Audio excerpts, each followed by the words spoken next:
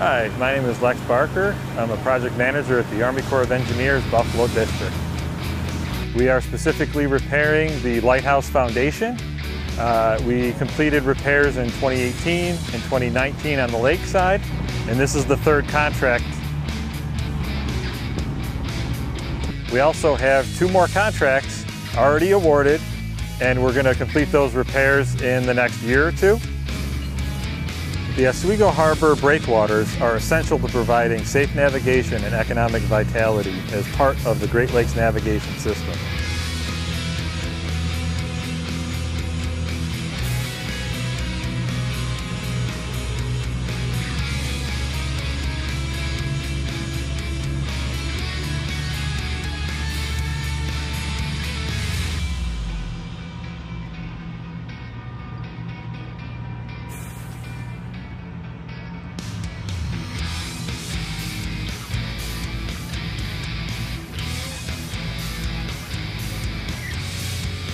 Waterborne transportation facilitated by the harbor supports $24.4 million in business revenue, 119 jobs, and $8 million in labor income to the transportation sector.